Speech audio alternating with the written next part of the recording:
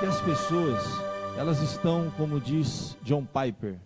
John Piper diz assim, que as pessoas estão morrendo famintas da grandeza de Deus, mas muitas delas não fariam esse diagnóstico de suas vidas perturbadas. Nós vamos descobrir, conforme vamos nos aprofundando na palavra de Deus, este princípio, esta verdade elementar. Nós somos criados para adorar, somos adoradores. Não adianta, o camarada que diz que não adora a Deus, pode ter certeza que ele adora um outro Deus. E não precisa ser um outro Deus espiritual, um outro Deus religioso. A palavra de Deus nos diz claramente que podemos transformar, né, e adorar qualquer coisa que tome o lugar de Deus. Somos feitos para adorar. Ou adoramos o Senhor que nos criou, e as coisas se encaixam, as coisas fazem sentido, ou nós vamos adorar qualquer outra coisa. Podemos adorar dinheiro, que é um Deus, entre aspas, muito comum. Podemos adorar o prazer, o hedonismo, que a gente estuda muito sobre isso. Podemos adorar o quê? O sucesso, a carreira. Podemos adorar pessoas, né? Não só pessoas importantes, ídolos, artistas, nós podemos adorar pessoas que amamos.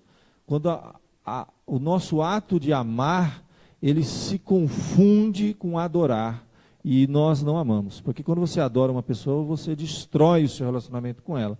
Um pai que adora o filho e não ama, ele destrói a educação desse filho, todo mundo sabe disso. Num relacionamento conjugal, quando o marido ou uma esposa adora um ao outro, pode ter certeza que esse relacionamento não vai durar. É porque ele vai para um campo que não tem nada a ver com amor. Ele vai cair no campo da possessão, do controle, da obsessão, e a gente sabe que isso destrói tudo. Por quê? Porque nós somos feitos para adorar, e o único que deve receber a nossa adoração é o Senhor. E quando isso se realmente concretiza na nossa vida, e nós passamos a adorar a Deus, todas as demais coisas vão encontrar o seu lugar na nossa vida. Nós vamos, um verdadeiro adorador que ama a Deus acima de todas as coisas, vai ser o melhor marido do mundo, a esposa será a melhor esposa, será o melhor pai, a melhor mãe, porque as coisas vão se encaixar no seu devido lugar. Então isso é um princípio importantíssimo. E nós estamos famintos, diz John Piper, das grandezas de Deus, né? E a adoração é um momento único, que nós vamos contemplar a majestade, expor as grandezas desse Deus, a palavra, né, tão sábia, tão rica. Nós vamos cantar as grandezas de Deus no nosso louvor e adoração. Isso tem um poder extraordinário de preencher, de transformar. Estamos diante desse Deus todo-poderoso, que tudo pode. A nossa vida está nas suas mãos. Nós iremos enfrentar a vida com convicção, iremos enfrentar a vida com o amparo desse Deus glorioso, majestoso. Precisamos e temos sede, fome dessa grandeza de Deus. Há uma busca incansável, digo ainda, por satisfazer um clamor secreto da nossa alma, mas somente diante da glória de Deus o homem se satisfará plenamente. Dizia Blaise Pascal, um matemático, mas também teólogo, que há um vazio no coração do homem do tamanho de Deus. E quando nós não encontramos realmente a Deus, nós não preenchemos esse vazio existencial. E tentamos preenchê-lo de todas as formas possíveis, em relacionamentos frustrados, entorpecimento, e de uma série, o acúmulo, né, e uma série de coisas que o homem busca e não preenche esse vazio.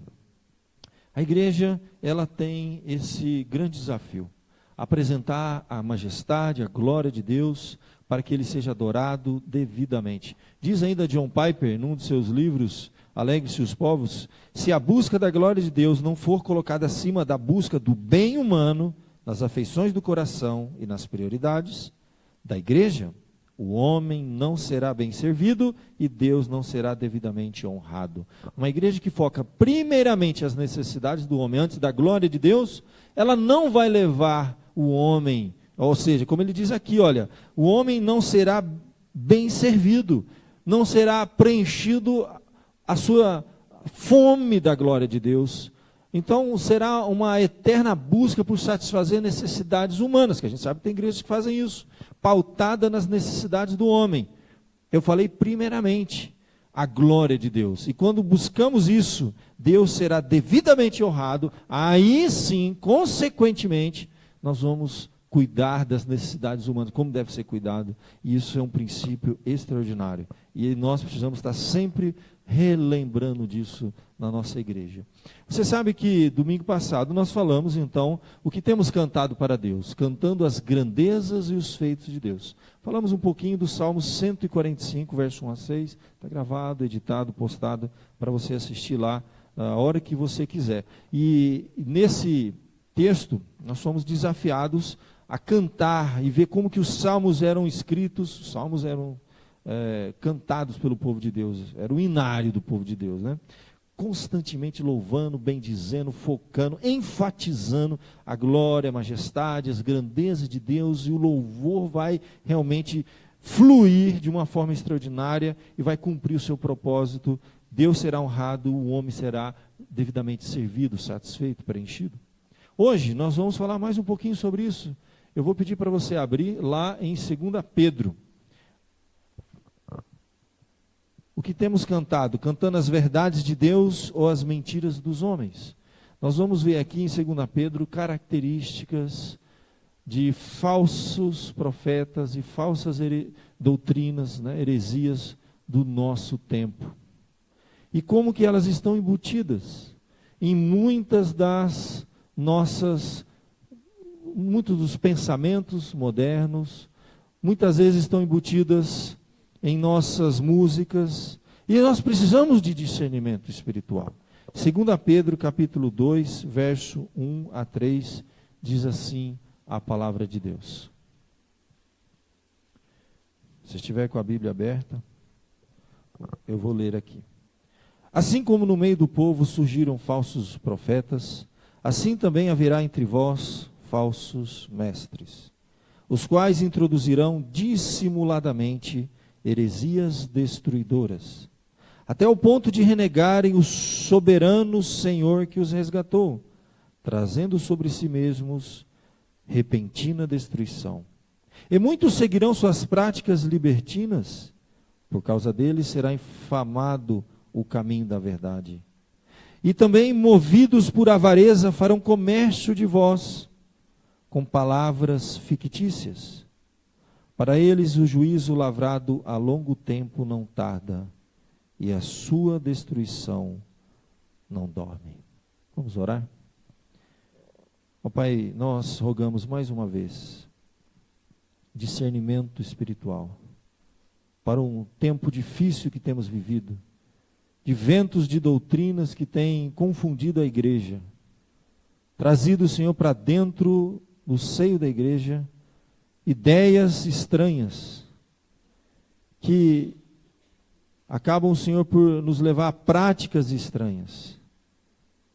E o fim não será bom, Senhor.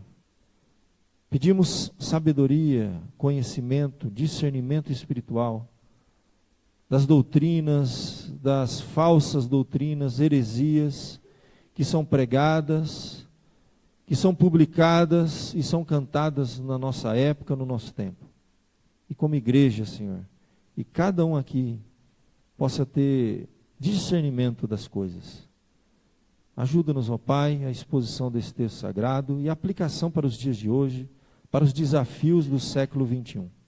É o que nós pedimos e já agradecemos no nome do Senhor Jesus. Amém. Muito bem, gente. Eu vou pedir para... Isso. Você sabe que eu sou filho de um mecânico. Meu pai tem uma oficina. Eu cresci dentro do carro. Eu me lembro quando eu era criança, meu pai me chamava para sangrar o burrinho. Alguém sabe o que é isso? A gente antiga sabe o que é isso, sangrar o burrinho. Antigamente o freio era diferente, né? Não é esses sistemas modernos que nós temos nos carros, né? E para o mecânico tirar o óleo velho ou na troca de óleo, calibrar alguma coisa assim do freio, nós tínhamos que ir lá pisar no freio, ficar pisando no freio, enquanto sangrava o burrinho que controlava o freio do carro. Eu cresci assim. Então eu, desde pequenininho, entrava nos carros, né? Então, a gente admirava alguns carros. Eu me lembro que gostava de mexer com o motor de carro, entender como funcionava, cilindro, aquela coisa toda. E às vezes apareciam uns carros bonitos lá na oficina. E quando a gente é criança, a gente não consegue ver muita diferença, sabia? A criança não vê muita diferença. Eu me lembro que às vezes apareciam uns carros lá que a gente olhava assim, eles eram fininhos, baixinhos, sabe? Eles tinham um design assim moderno, né? Um motorzão que fazia um barulho, sabe? E a gente olhava assim, aquele lá de cima, e falava, cara, esse é o carro que a gente vê nos filmes, né? E eu acho assim, tipo uma Ferrari, tá vendo lá em cima? E um carro desse aqui de cima vale que 15 mil, 10 mil reais. Muitas vezes é um chassi de Fusca de Brasília que eles colocavam uma fibra, né? O carro é feito de fibra de vidro. E tinha um design legal. Para mim, quando eu era criança, eu olhava, é a mesma coisa, não muda nada. É vermelho, baixinho, bonito, entendeu? Legal, né? Essa aqui é uma Ferrari. Alguém sabe a marca, o modelo dessa Ferrari? F40. Sabe quanto custa uma Ferrari F40? Alguém chuta, mais ou menos? Gente, imagina, se você tem aqui, de um lado, um carrinho de fibra, um Fusquinha hoje, quanto que vale uma Brasília? Fala para mim, uma Brasília aí usada, anos 70. Alguém sabe me dizer o preço? Hã? 1.500 conto, compra uma brazuca aí? É mesmo, rapaz. Tá barato isso aí, viu? Olha, gente, na verdade, se nós formos ver o preço de uma Ferrari, você vai ter uma ideia aqui, olha. A Ferrari chega a custar 4, 5 milhões de reais, uma Ferrari, né? Mas para mim, criança, era a mesma coisa. Porque ó, é vermelho, é baixinho, é legal, entendeu? O motor faz barulho também, acelerava, né? Ficava lá atrás o motor, né?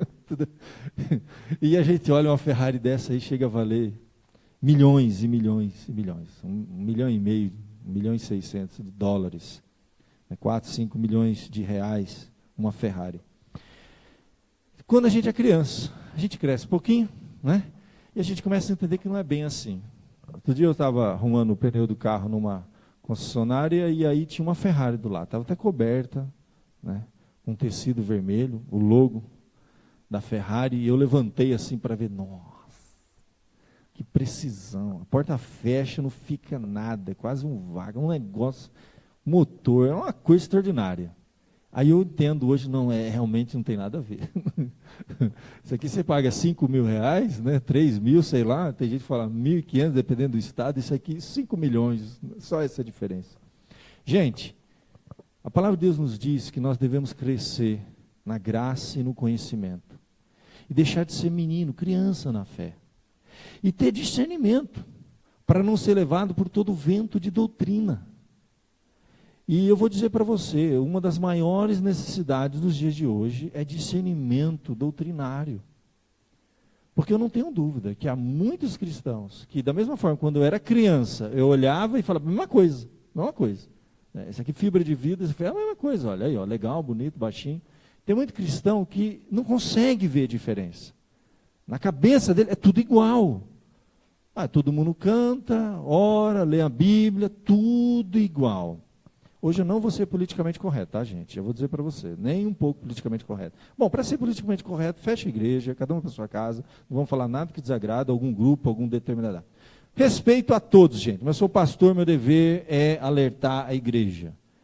E mostrar para a igreja que existe uma diferença enorme de um carro de fibra de vidro de 1.000, 2.000 reais para uma Ferrari F40 de 5 milhões de reais. A diferença existe. Ainda que aparentemente, para uma criança na fé, não veja muita diferença. Então, é sobre isso que nós vamos falar hoje.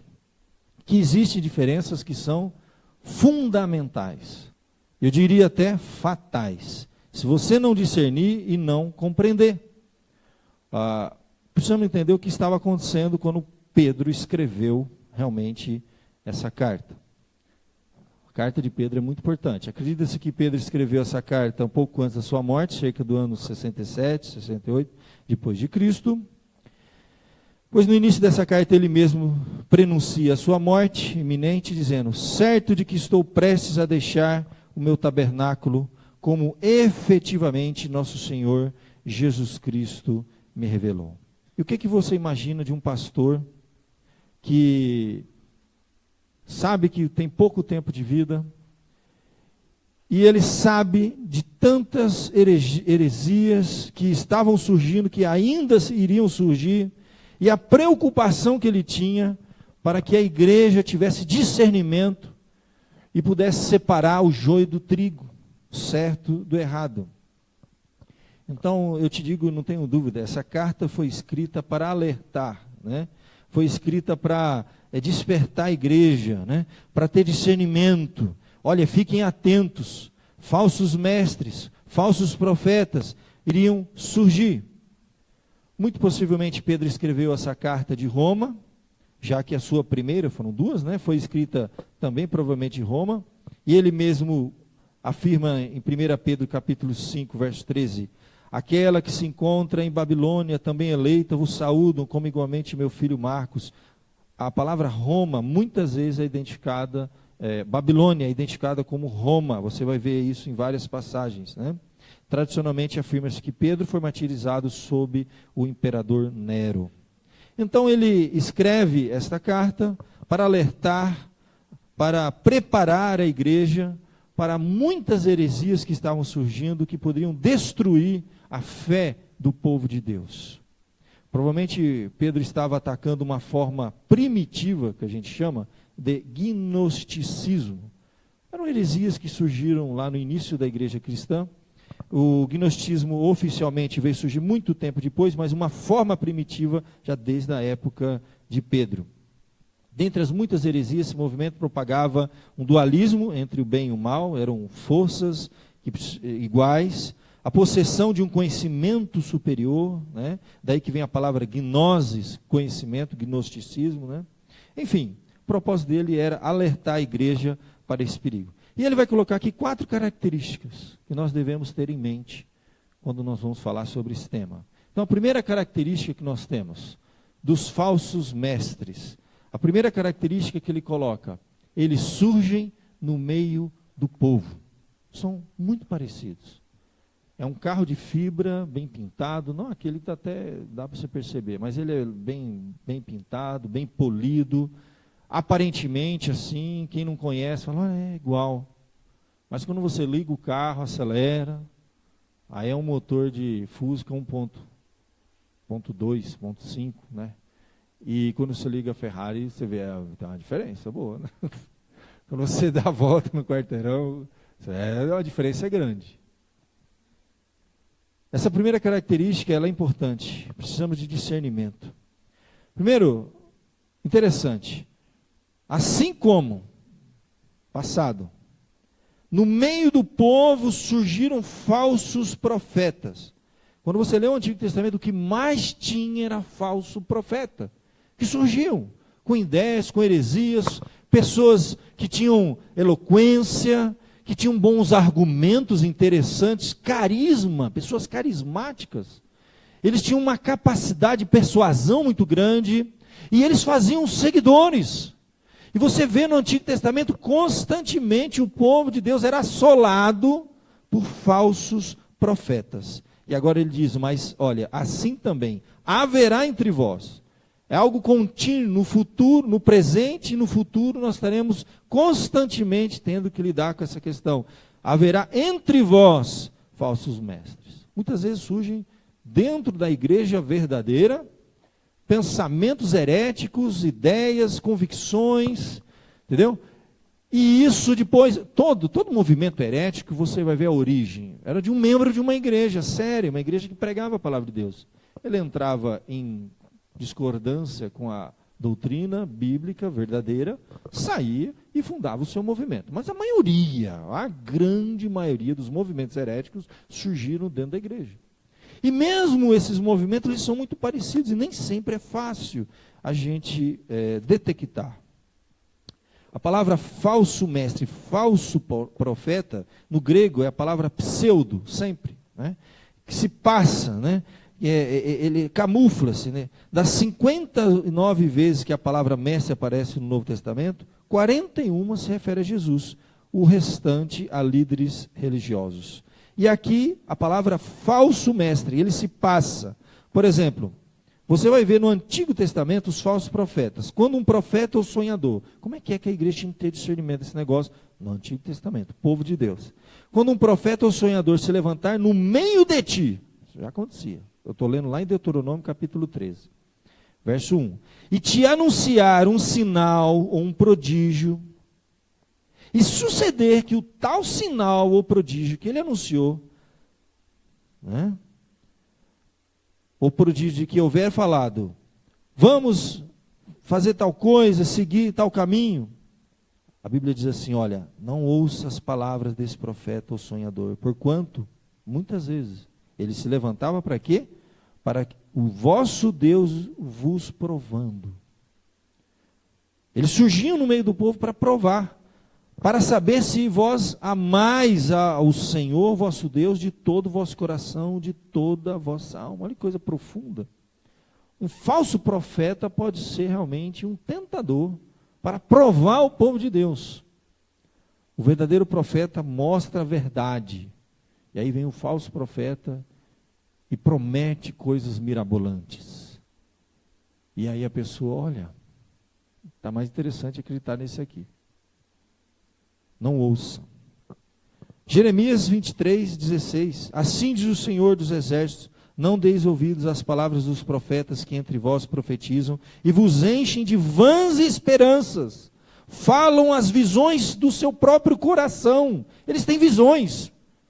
É muito interessante que movimentos heréticos sempre estão interligados com visões. Eles tiveram uma visão, o Senhor apareceu para ele. Você vai ver que alguns dos falsos profetas, alguns deles dizem que já se encontraram com Jesus 8 vezes. Alguns dizem que tocaram no corpo físico de Jesus, umas coisas estranhas assim. E junto com essas visões vem uma série de doutrinas, de orientações, e eles são guiados, seus ministérios são guiados, livros são escritos, né, mensagens são propagadas, e o povo não tem discernimento, segue. E a palavra de Deus diz em Jeremias, não deis ouvidos às palavras dos profetas que entre vós profetizam, e estão enchendo vocês de vãs esperanças. Interessante isso aí também, né? Prometer aquilo que realmente vai trazer uma esperança, promessas. Né? Não, vai dar tudo certo. Me segue que você vai ver. Por quê? Ele continua. Porque eles estão falando das visões do seu próprio coração, não o que vem da boca do Senhor. A palavra surgem, né? É interessante. Vir à existência, eles nascem no meio, né? Vem a luz, já estavam lá e eles se revelam. Então, são parecidos. Estão camuflados, são parecidos, usam a mesma Bíblia, têm um estilo parecido, falam de Jesus, de Deus, se auto-intitulam profetas, né, se auto-intitulam apóstolos, bispos, fazem vãs promessas, enchendo o coração das pessoas de vãs esperanças. A Bíblia nos alerta, a primeira característica, cuidado, eles vão surgir no meio de vocês. É muito parecido. Uma criança vai olhar para um carro de R$1.000, R$1.000, R$2.000, fibra, e uma Ferrari, é tudo parecido. Se estiver bem polido, bem arrumadinho, engana.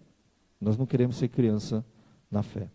Segunda característica, eles introduzem dissimuladamente heresias destruidoras. Ele continua no verso 1, os quais introduzirão dissimuladamente heresias destruidoras, até o ponto de negarem, renegarem, repetidamente, o soberano Senhor. Interessante essa característica, você vai ver. A soberania de Deus é negada. E ele continua dizendo, o soberano Senhor que os resgatou, trazendo sobre si mesmo repentina destruição. A palavra introduzir dissimuladamente. A palavra no grego significa introduzir furtivamente, secretamente, debaixo de alguma coisa. Então, assim, uma série de verdades são ditas, mas embutido nessa verdade tem uma mentira fatal. É como se fosse um vírus que vai contaminar a fé da pessoa e destruir tudo. Tá, né? A ideia é essa, transferindo para os dias de hoje. É quando você recebe um e-mail falando coisas interessantes, você clica aqui que você será abençoado. Entendeu? Aí você clica, aí ele executa um trojan lá no seu computador e bloqueia, e mata tudo, e destrói. A ideia é essa, é um vírus. Ele entra surtivamente, ele entra de forma...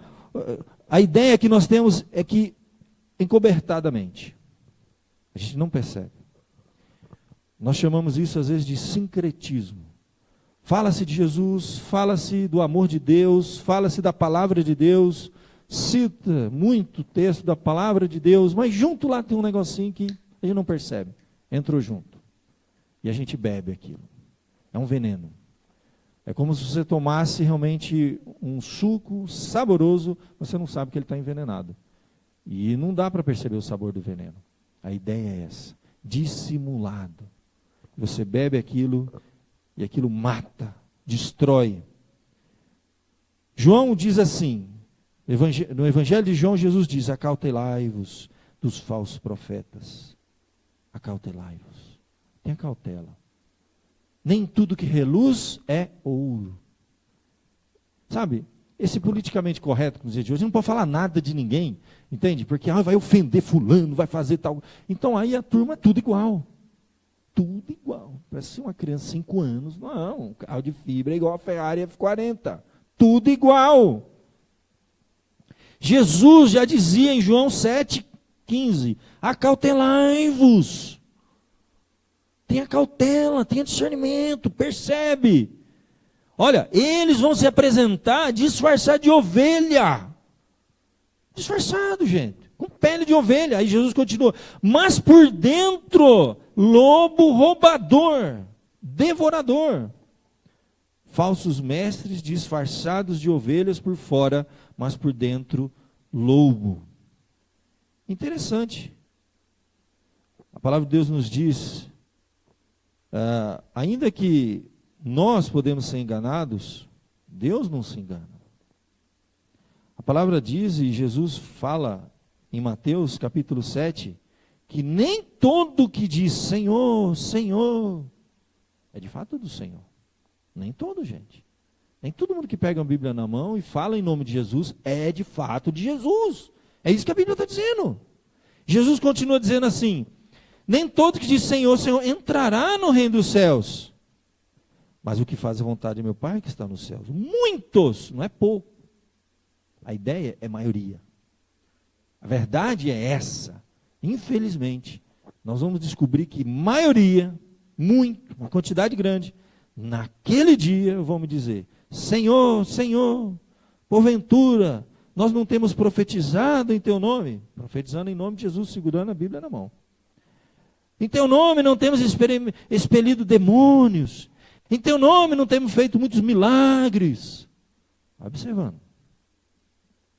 Então lhes direi explicitamente: nunca vos conheci, apartai-vos de mim, os que praticais a iniquidade. Existe falso profeta. Pedro alertou, Jesus alertou. E o próprio Senhor Jesus, em Mateus 24, lá no finalzinho de Mateus, ele ainda diz, verso 24: porque surgirão falsos cristos e falsos profetas, operando grandes sinais e prodígios, para enganar, se possível, até os próprios eleitos. Eles vão surgir. E vai ser difícil discernir.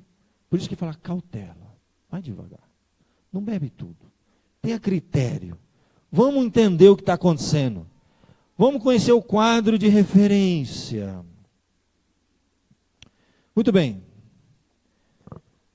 A palavra de Deus continua nos dizendo de heresias que serão engenhosamente inventadas. O negócio é muito articulado, gente. O negócio é complicado, é complexo. E, para você ter uma ideia, o próprio Pedro, ele chega a dizer assim, que porque não vos demos a conhecer o poder e a vinda de nosso Senhor Jesus Cristo, seguindo fábulas engenhosamente inventadas, mas nós mesmos somos testemunhas oculares da sua majestade, porque sempre existirão fábulas engenhosamente inventadas. A palavra de Deus nos diz, por exemplo, Paulo, na carta a Timóteo, haverá tempo que não suportarão a sã doutrina. Pelo contrário, cercar-se-ão de mestres segundo suas próprias cobiças, como que sentindo coceira nos ouvidos, recusarão a dar ouvidos à verdade, entregando-se a fábulas. Existem pessoas ensinando fábulas, mentiras absurdas, não tem nada de Bíblia de Deus. Em nome de Jesus, parecido, a casca é parecida, mas por dentro não. Por isso que a palavra de Deus nos alerta para não sermos mais como, em Efésios ele fala, para não sermos como meninos, agitados de um lado para o outro, levados ao redor por todo o vento de doutrina. E são doutrinas que ele diz ainda, que pela artimanha dos homens, com astúcia, induzem ao erro. E não é coisa fácil não, gente. Não estou dizendo que é uma coisa que você facilmente detecta, não. É difícil, é feito com artimanha, é feito com sagacidade, de gente inteligente, que sabe fazer leitura das suas necessidades, que sabe dizer o que te agrada, que sabe criar falsas esperanças sem você perceber. Nem tudo que reluz é ouro. E evidência de que não é fácil discernir isso, nós vamos ver. Terceiro ponto, eles fazem muitos seguidores, não é pouco não.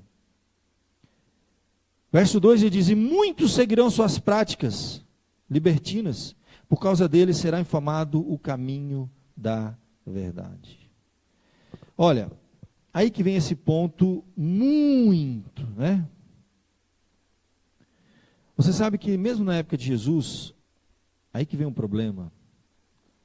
A leitura das necessidades imediatas do homem. A verdadeira igreja, ela não trabalha pautada para suprir as necessidades imediatas do homem. Ela apresenta a glória de Deus e depois ela vai suprir as necessidades do homem, que é importante.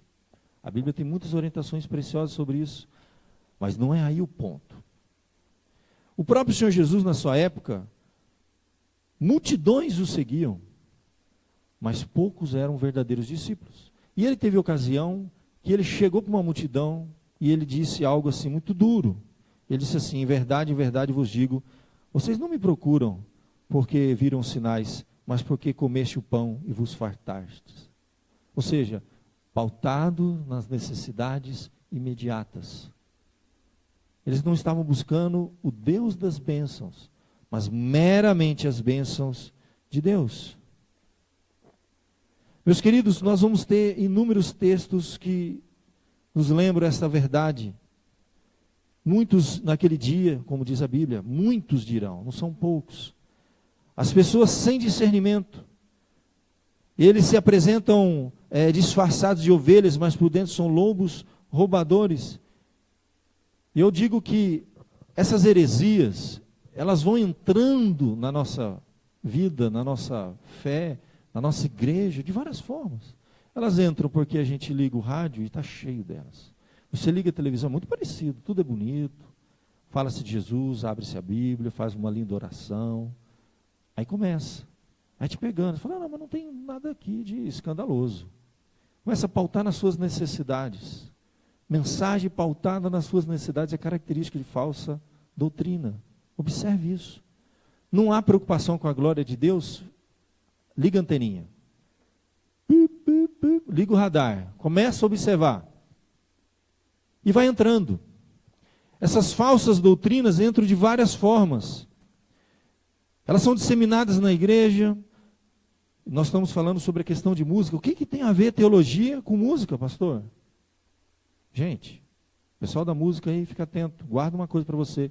Música sacra, 90% teologia, 10% melodia, harmonia, ensaio, 90% teologia. Um músico, ele tinha que conhecer teologia tanto quanto um professor de escola musical.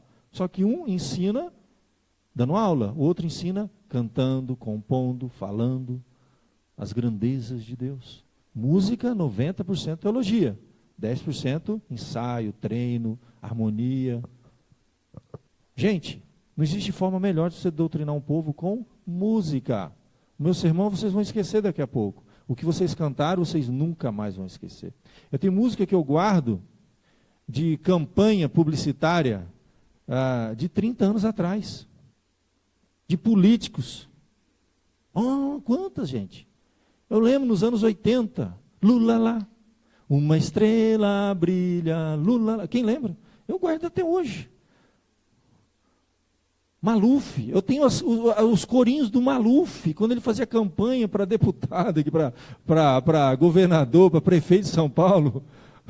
Eu tenho guardado todos esses corinhos, nunca mais se esquece. Campanhas publicitárias de políticos, campanhas publicitárias da TV, mas um monte. Olha, aquela caneta que eu acho que nem existe mais, quilométrica, né? Você lembra? Isso é coisa de velho, né? Por um preço milimétrico terminava, né? Guarda, nunca mais você vai esquecer. Música é doutrinamento mais eficaz que muita aula de escola dominical.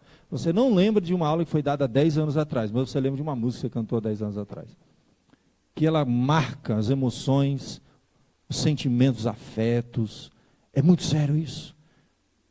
90% é teologia, gente. 10% é ensaio, técnica, que é muito importante. Esse pessoal desenvolve doutrinas, falsas doutrinas, moldam a mente e músicos compõem e cantam. Eu vou mostrar para vocês mais, não terminamos ainda não. A última, fazem comércio do povo. Alguma semelhança? Mera coincidência?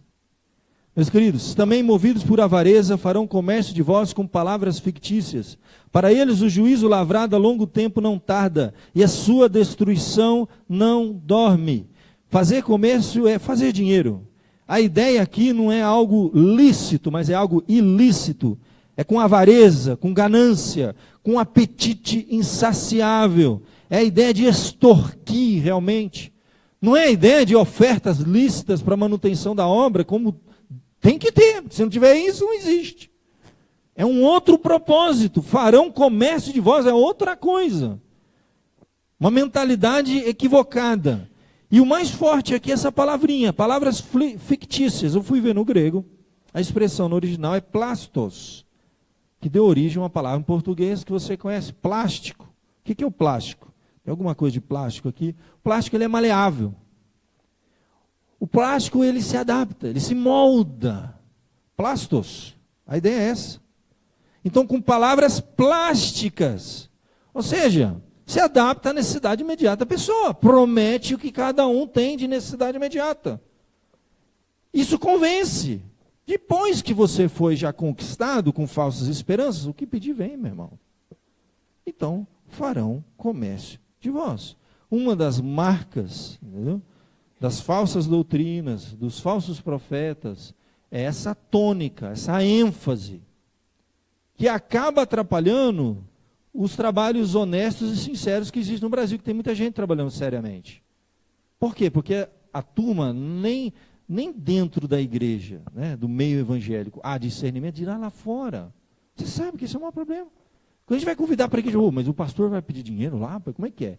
Tem que pagar? Vamos roubar? Mas tem que ficar dando dinheiro lá toda hora? Como é que é? Tem que vender o carro, a casa? A gente ouve casos de cara que quebrou a janela e vendeu para dar o dinheiro para a igreja. Carro, casa, tudo. Extorquir, farão comércio. Gente, isso foi escrito há 2000 anos. Não foi escrito ontem. Alguma semelhança?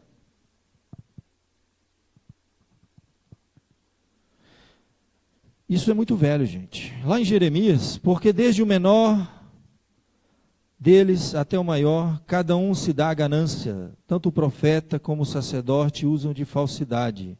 Curam superficialmente a ferida do meu povo, dizendo paz, paz, quando não há paz. Era uma marca do falso profeta no Antigo Testamento. E é uma marca do falso mestre nos dias de hoje. O próprio texto de Judas, que tem uma semelhança muito grande com a carta de Pedro, os tais são murmuradores, são descontentes, andando segundo as suas paixões, a sua boca vive propalando grandes arrogâncias, são aduladores dos outros por motivos interesseiros. Que coisa, não? Mais precisa. Tchum.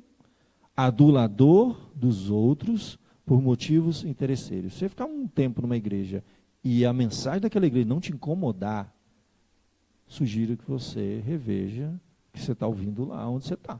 Toma cuidado. Se domingo após domingo você recebe mensagem de como diz aqui, eu acho aduladores dos outros por motivos interesseiros. É marca de falso profeta. Você domingo após domingo está numa igreja que não te incomoda, que o que canta lá é algo que lustra o seu ego, que o pastor fala, lustra o seu ego, vitória, e conquista, e realização, e sucesso, e vitória, e conquista, é o cara, você, eu, sai de lá, nossa, inchado, benção. Cuidado, filho. Segundo a Bíblia, isso é marca de falso profeta. Você canta, você ouve, você fala, e não é incomodado. Você não é chacoalhado. Você não é convidado a mudar de vida, a transformar, a abandonar determinadas práticas. Cuidado. Você pode estar sendo adulado. E por motivos interesseiros. O apóstolo Paulo, por exemplo, em 1 Timóteo, diz assim, olha, se alguém ensina outra doutrina que não concorda com as sãs palavras do nosso Senhor Jesus Cristo, e com o ensino segundo a piedade, é enfatuado, nada entende, mas tem mania por questões e contendas de palavras, de que nasce inveja, provocação, difamações, suspeitas malignas, altercações sem fim, por homens cuja mente está pervertida, pois eles estão privados da verdade, supondo que a piedade é fonte de lucro. Coincidência? Está lá no texto de 1 Pedro, capítulo 6, verso de número 3 a 5. E inúmeros textos. Por exemplo, os verdadeiros pregadores, os verdadeiros apóstolos, eles chamavam a atenção da igreja, falavam assim, observa a nossa pregação. Ela não está bajulando. Essa é uma marca de uma verdadeira pregação. Paulo, por exemplo, em 1 Tessalonicenses diz assim, a nossa exortação não procede de engano, nem de impureza, nem se baseia em dolo. Pelo contrário, visto que fomos aprovados por Deus a ponto de nos confiar a Ele o Evangelho. E assim falamos, não para que agrademos a homens. O verdadeiro apóstolo, Paulo falando, não ensino coisas que agradam aos homens. Não é centrado no homem, não é para bajular o homem. Está dizendo isso. E sim a Deus que prova o nosso coração.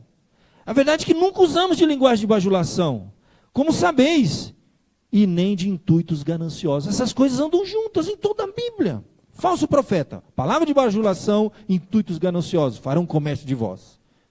Todos os apóstolos ensinaram isso, todos os profetas ensinaram isso. Fique atento.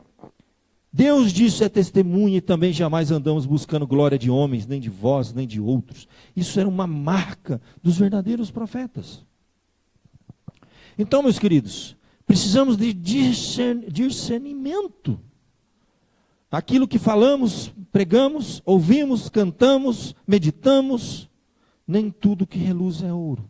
São 4 marcas, surgem no meio do povo, introduzem dissimuladamente heresias destruidoras, fazem muitos seguidores e farão comércio do povo. 4 marcas super atuais, contemporâneas, que vemos todos os dias. Nós vamos ter que estudar com profundidade isso no segundo semestre. Nós estamos preparando um material aí. Nós vamos trabalhar na escola dominical, porque é material para... não tem fim isso aí. Tá? Seitas e heresias, você precisa de discernimento. E muitas vezes o povo não tem.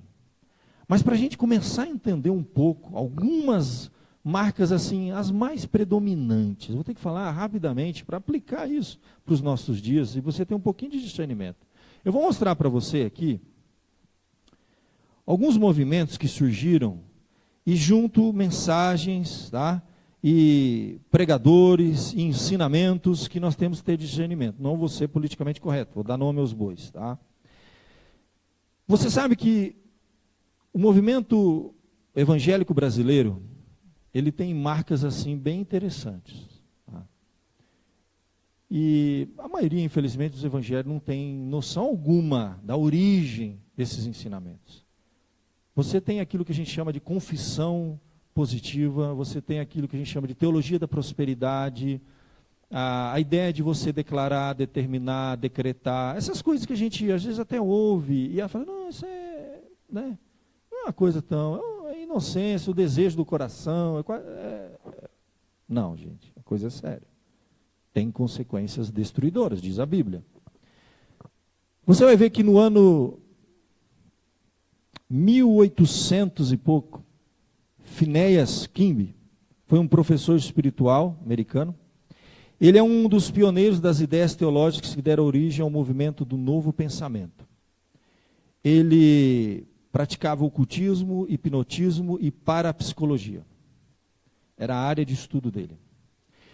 E esse Phineas, ele é, na verdade, o mentor às ideias dele. 1800 e bolinha. Um pouquinho para frente, muitos movimentos surgiram. Eu vou ter que fazer uma coisa bem seletiva, rápida, porque isso é estudo de escola dominical, para a gente sentar junto, e nós vamos fazer isso no segundo semestre, e nós vamos ver detalhadamente, movimento por movimento, papel entregue na sua mão, para você levar para casa e ter discernimento. E ligar a televisão e ouvir uma pregação, falar, isso é isso. Ouvir uma música e falar, peraí, isso é isso. Aqui é só um panorama rápido, sentir o sabor do negócio. Ele difundiu suas ideias, ele teve seguidores, muita gente interessante, difundiram, escreveram, pregaram, ensinaram as ideias que vão dar origem a esses pensamentos que hoje tomou conta do meio evangélico brasileiro e as pessoas não sabem. Essa ideia de você determinar. Ele tinha a ideia que é o seguinte, nesse ocultismo, hipnotismo e parapsicologia, ele acreditava no poder da mente. Tá? São aquelas ideias que a gente ouve, que se você ficar fixando, pensando alguma coisa, aquilo vai acontecer. Entendeu? E a gente não percebe que isso é muito sutil, gente. Muito crente tem essa mentalidade. E às vezes é revestido de algo meio gospel. Tá? E ele acreditava no poder da mente. Então você poderia atrair pelo poder da mente determinadas coisas, riqueza ou pobreza. Tá? Você poderia atrair saúde ou enfermidade. A mente tem poder, e ele ensinava isso. Isso depois foi burilado, trabalhado, e caiu na mão de alguns pastores, que acharam interessante esse pensamento. E encontraram pontos, de forma muito equivocada, evidentemente, na Bíblia. E acharam sustentação em algumas passagens na Bíblia. Por exemplo, a palavra tem poder. Claro que a palavra tem poder, porque ela tem significado. Se você ficar falando algo que ofende a pessoa, a palavra tem poder por quê? Porque a palavra, ela motiva ou desmotiva. Você pode exortar alguém, mas não tem poder do jeito que eles ensinam. A palavra, o pensamento, não tem esse poder místico de mudar realidades espirituais, como eles ensinam. É muito sutil. É claro que um coach, um treinador, ele motiva lá o seu time, vai lá, você vai conseguir, você vai chutar e vai acertar o gol, você tem poder para conquistar, tem esse lado, né, psicológico, motivacional. Não é errado isso. Nós temos que trazer palavras de motivação para os nossos filhos, para os nossos jovens. Às vezes a insegurança é fruto de pais que oprimiram os filhos, o tempo todo denegrindo, você é um burro, você não é capaz, você não presta, você não serve, aquilo vai ecoar na vida da pessoa. Então existe isso que é óbvio, que a gente compreende e aceita, mas não tem nada a ver com isso, gente. Eu estou falando de ocultismo, eu estou falando de hipnotismo, de parapsicologia, de heresias que não vieram, não surgiram daqui da palavra de Deus. Surgiram de pensamentos, de ideias ocultas, diabólicas, destruidores da nossa espiritualidade. Aí você vai ter, mais recentemente, por exemplo, dando nome aos bois, Kenneth Hagin. Nasceu em agosto de 1917, faleceu em setembro de 2003. Ele é considerado o pai do movimento Palavra de Fé. Kenneth Hagin, então, ele vai ser um dos, são vários, eu estou selecionando rapidamente aqui, que vai desenvolver isso, vai pregar, vai promover como nenhum outro, tá? Esses pensamentos, confissão positiva, o que você fala, declara, acontece, pelo poder místico que a palavra tem. Meus irmãos, as heresias são tão absurdas, tão absurdas. Esse homem, por exemplo, diz que encontrou Jesus 8 vezes, passava horas com Jesus. Ele chegou a ver o Espírito Santo em forma corpórea, eles receberam visões. E quando a gente estuda o que eu acabei de estudar com você, homens que tiveram visões que não vieram de mim, Deus diz, mas do seu próprio coração. Eles desenvolveram teologias, tá? E que foram disseminadas através de muitos livros, de muitas pregações. E depois eles formaram discípulos e mais discípulos. Por exemplo, você tem um outro que é muito famoso, que levou adiante todos esses pensamentos, Ben Hinn, que é famoso. Ben Hinn é simplesmente o autor evangélico mais lido no Brasil. O seu livro mais conhecido, Bom Dia, Espírito Santo. E ele fala de coisas interessantes, confortantes, devocionais interessantes, mas embutido lá estão todas as doutrinas que vieram do ocultismo, de questões profundas, e as pessoas não sabem. Elas não têm discernimento. Era um dos pastores mais conhecidos do mundo, nasceu em Jaffa, em 1952, acabou se mudando para o Canadá, e em Toronto é que ele iniciou, então, seu ministério e passou a viajar pelo mundo, fazendo conferências de milagres. Ele vem aqui no Brasil direto. É o autor mais lido no meio evangélico. Apenas algumas das doutrinas heréticas. Teologia da prosperidade. Ela surge deste movimento, em que o crente, ele tem que determinar prosperidade e riqueza na sua vida. Pobreza é um espírito do diabo, o espírito da pobreza está encostado em você. Por isso tem que fazer, como é que se diz? Exorcizar. Exorcizar o demônio da pobreza. Eu já tentei e não consegui. Já determinei. Eu já tive nessas igrejas, frequentei, conheço. Eu lembro em São Paulo, fui num desses movimentos da teologia da prosperidade. E tinha quebrado o radiador do meu carro, morava em São Paulo, estava cursando teologia. E lá em São Paulo tem que ser assim, tem que resolver na hora. Tem um cara que faz na hora, você encosta lá, o cara em 2 horas está pronto o seu carro. Ele tirou o radiador, soldou, arrumou, ficava na frente de uma igreja da teologia da prosperidade. Eu fiquei lá na frente esperando 2 horas, né? Olhei a igreja, cadeira confortável, ar-condicionado, aguinha. Falei, eu vou lá, né? Eu vou conhecer. Sentei e comecei a assistir o culto. Apareceu um diácono com uma bandeja bem grande, e haviam assim martelos, igualzinho martelo de massacrar. Texto fora do contexto, as coisas mais absurdas do mundo. E você tinha que comprar um martelinho, custava caro, vinha com envelope, claro. Né? Envelopinho, comprar o martelinho e levar para sua casa. E na sua casa você iria então bater com aquele martelo naquilo que você quer trocar. Por exemplo, se você está com a televisão velha, você bate. Bate na televisão, mas com força mesmo, que Deus vai te dar uma televisão nova. Eu vi isso diante de Deus. Você bate no carro velho. Aí teve um que falou, se bater na mulher velha, Deus dá uma nova. Eu vi isso. Aí, não, na mulher não. Bater no homem velho, ele dá uma nova. Cara, você não tem noção do que nós estamos falando.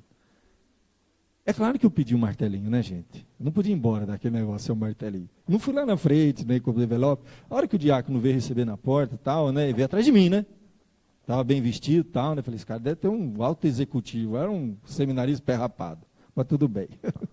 A minha Ferrari F40 está arrumando aqui na frente, eu vi aqui esse tio. E aí eu falei o seguinte, eu não quero nada, eu só quero um martelo. Falou, não, eu vou chamar o pastor que ele vai fazer uma oração para você. Não quero oração, eu só quero o martelo, porque eu tenho que levar isso para o seminário. Não deu outra, eu levei o martelo para o seminário, mostrei para o seminarista. Gente, isso aí é varinha de, como é que a gente chama? Varinha? Hã? Condão, gente, pelo amor de Deus. Na época, meu filho pequenininho em casa deu com o martelo em tudo, rapaz, não quebrou tudo, não veio nada novo, não acompanhou. Eu guardei esse martelo, até todo dia eu tinha esse martelo rodando aí, né? Acho que usou para amassar carne. Teologia da prosperidade. Confissão positiva. Essa ideia de você declarar, determinar, decretar cura e prosperidade surge daí. A coisa é mais profunda. Esse conceito de que nós somos deuses, a Bíblia fala algumas coisas interessantes, precisa de tempo para estudar. Mas a coisa é muito mais complexa e é abominável do que você imagina. Na verdade, acredita-se o seguinte, que quando o pecado entrou no mundo, o diabo tomou o lugar de Deus. Tá? Quando você se converte, e Adão e Eva eram como deuses mesmo. Eles chegam a dizer as coisas mais absurdas, Adão voava, ele tinha poder de deuses aqui. E quando eles caíram em pecado, eles, escravos do pecado, não tem mais poder de Deus. Mas quando ele se converte, ele volta a ter esse poder de novo. E a palavra do homem tem poder, é nesse sentido. No sentido de que nem mesmo Deus pode intervir, porque Deus não intervém. Um desses pregadores, desses 3 que eu te mostrei, diz que numa das visões que ele teve, de longas horas com o Senhor, apareceu do lado dele um macaco endemoniado. E esse macaco atrapalhava a conversa, e ele via que Jesus não fazia nada, e ele foi lá e repreendeu o demônio do macaco, e foi embora. E depois disso ele entende, ele escreve nos seus livros, né? Eles escrevem e ensinam isso. Eles entendem então que, na verdade, foi dada ao homem autoridade para isso. Então a palavra do homem tem poder como se fosse Deus. E precisamos usar e decretar e declarar essas realidades espirituais irão se transformar em nossa vida. A partir daí, então, você vai ter uma série de estudos profundos, tá? A ponto de pregadores hoje no Brasil, dessas igrejas famosas, chegaram a dizer, por exemplo, aquela passagem que o anjo foi contar as boas novas para Zacarias, que teria um filho que era João Batista. E o que aconteceu com Zacarias? Alguém se lembra? Ele ficou? Você sabe a explicação teológica porque ele ficou mudo? É o seguinte, como a palavra do homem tem poder, e Deus tinha um plano, a palavra do homem pode mudar os planos de Deus. Você tem que declarar e determinar. Então Deus fez com que Zacarias ficasse mudo para que a palavra de Zacarias não viesse a atrapalhar os planos eternos de Deus quanto ao nascimento de João Batista. É uma releitura de toda a Bíblia. Nada é como você pensa. Nem tudo que reluz é ouro. É carro de fibra. Por dentro é um carro não muito bom. Não é Ferrari F40. E são as coisas mais absurdas que você pode imaginar. Então, todas as ideias no meio evangélico, os livros mais lidos, né? Por exemplo, Marcha para Jesus. Você sabe por que Marcha para Jesus? De onde surge o conceito de marchar para Jesus? Isso vem de conceitos equivocados, de passagens do Antigo Testamento, que você tem que marchar e declarar. Por exemplo, São Carlos é do Senhor Jesus. Declara, São Carlos é do Senhor Jesus. O poder de declaração sua, porque a palavra tem poder, vai fazer com que a cidade se torne de Jesus. Então vamos marchar declarando que a cidade é do Senhor Jesus. E você vai ver que todas as práticas vêm dessas heresias terríveis. Por exemplo, você declarando riqueza, você vai atrair riqueza. Se você falar de pobreza, você atrai pobreza. É por isso que quando você está conversando com um pentecostal, não são todos que seguem, mas a maioria. Nem o pentecostal, todos. Pentecostal, não todos, mas a maioria. Se você falar doença, não fale doença. Sua palavra tem poder. E são livros, cujos títulos são esses mesmo. Sua palavra tem poder, eles são doutrinados. Então toda essa ideia que quando você vê decretar, declarar, determinar, é utilizando esse poder de deuses que temos na terra, pelo poder da palavra, não porque tem conceitos, como eu creio, e pode motivar ou desmotivar as pessoas. Está vendo aqui que não tem nada a ver com isso, gente. Eu estou falando de heresias profundas. E são as coisas mais terríveis que você possa imaginar, que não tem como a gente estudar num culto à noite. O que nós vamos ver numa escola dominical vai fazer você abrir os olhos e falar, meu Deus, eu achava que era tudo igual. Tem nada a ver. Não são igrejas evangélicas, são seitas evangélicas. Não ensinam nada da Bíblia. São heresias destruidoras da fé. Eu estive com um parente meu, parente da minha avó, que frequentava uma dessas igrejas, enquanto um deles estava agonizando no hospital na morte. Você não sabe como é difícil você confortar uma pessoa que aprendeu que se você declarar, a doença vai embora, a enfermidade vai embora, porque se isso é o espírito do mal que está lá, que trouxe a doença para você, a pobreza para você. É inconsolável. A fé é destruída. A pessoa abandona a Deus depois de uma experiência real, não ilusória. Vive-se uma ilusão durante um tempo. Eu no seminário, na pós-graduação, eu fiz um curso com um professor que escreveu um livro ele é doutor em sociologia e é teólogo. Ele escreveu um livro chamado Decepcionado com a Graça. Ele vem dessas igrejas históricas e muitos membros dessas igrejas que estavam enfrentando adversidades, dificuldades, provações, acharam que seria mais fácil ouvir, e foram, esses falsos pregadores que davam falsas esperanças. E o movimento evangélico brasileiro, então, atraiu pessoas dessas doutrinas sólidas, consistentes. Nós temos muitas palavras de conforto para quem está enfrentando uma enfermidade, nossas ilusões. E eles foram para esses movimentos, com os seus problemas, com as suas enfermidades, com as suas crises, e lá ouviram muitas promessas, deram o que tinham, o que não tinham, e terminaram o final da jornada vazios, sem resolver os seus problemas, e agora o pior de tudo, decepcionados com Deus. E esse pastor, ele resgata então essas ovelhas, e num trabalho árduo, de trazer de novo a fé para essas pessoas. O nome dele é Paulo Romero, e ele foi meu professor, eu tenho o livro dele, chama-se Decepcionado com a Graça. Ele foi até processado, ele foi perseguido por escrever esse livro, porque ele dá nome aos bois. E ele mostra claramente como essas doutrinas heréticas vêm destruindo o meio evangélico. E agora a luta que está sendo para os pastores, e eu já vivi muito isso, de restaurar a fé dessas pessoas, porque eles foram atrás dessas heresias que vieram lá na sua origem do ocultismo, sincretismo com a Bíblia, e deram uma lustrada, deram uma invernizada, e a turma não percebe. E depois destrói a fé da pessoa. E eles são decepcionados com a graça. É o título do livro. Paulo Romero. Meus irmãos, daria para me ficar uma noite inteira contando coisas aqui que vocês vão ficar assim chocados. Chocados. Eu não quero ir além. Só quero que você pense que essas doutrinas, elas são ensinadas em púlpitos, em televisões, em rádios. Muitas das igrejas, não todas, pentecostais, absorveram esses ensinamentos. A grande maioria. Mas eu conheço igrejas e membros e jovens e pregadores pentecostais que sabem discernir o certo e o errado e falam assim, isso é besteira. E essa questão do poder decretar, e essa mensagem triunfalista, que livros como Somos Heróis, Somos Super-Homens e Super-Mulheres, esses autores escreveram livros assim, em que você é um super-homem, os super-crentes. Os pastores de igrejas mais pé no chão escreveram livros, né, que combatem essas heresias, como, por exemplo, será que eu sou super crente mesmo?